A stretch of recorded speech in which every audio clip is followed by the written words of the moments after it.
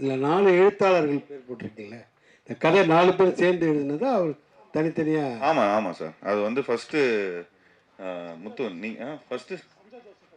First Sanjay Joseph அவர் room போட்டு 45 நாள் இருந்தார். ஒவ்வொரு நாளும் ஒவ்வொரு சீன் அனுப்பிச்சிக்கிட்டே இருப்பார். அண்ட் இது இப்போ மலையாளம் இண்டஸ்ட்ரியில் அந்த ஒரு இது இருக்குல்லண்ணே, இப்போ சாதாரண ஒன்லி தமிழ் இண்டஸ்ட்ரியில் தான் கதை, திரைக்கதை, வசனம், டைரக்ஷன், எடிட்டிங் என்னென்ன. ஆமாம் ஆமாம் ஆமாம், அது எல்லாமே அப்படி தான் பண்ணுது. ஏன்னா இப்போ நாங்கள் ஒரு லைனாக பிடிச்சிட்டு ஒரு அளவுக்கு ஒரு விஷயங்கள்லாம் கதையாக ஆல்ரெடி அவங்க ஒரு 2-3 இயர்ஸ் முன்னாடி அவங்க ரெடி பண்ணி வச்சுருந்தாங்க.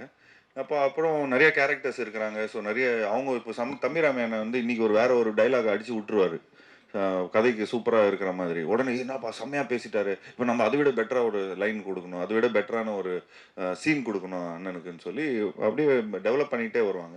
டக்குன்னு நடுவில் ஒரு மழை பெஞ்சிருச்சு ஒரு 10 நாள். அப்போவும் பார்த்துட்டிங்கன்னா ஒரு டெவலப்மெண்ட் ஆயிடுச்சு.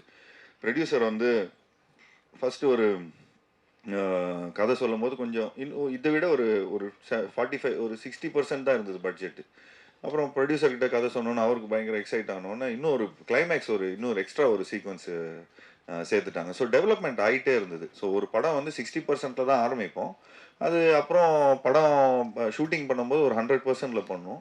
அப்புறம் படம் எடிட் ஆகி அது ஒரு நெரேட்டிவாக வரும்போது அது ஒரு 110-115% எல்லாருமே சேர்ந்து ஒர்க் பண்ணுவாங்க. அப்போ அது மக்கள்கிட்ட போய் எவ்வளோ % சேருதுங்கிறது வந்து படமாக பார்க்கும்போது உங்களுக்கு தெரியும்.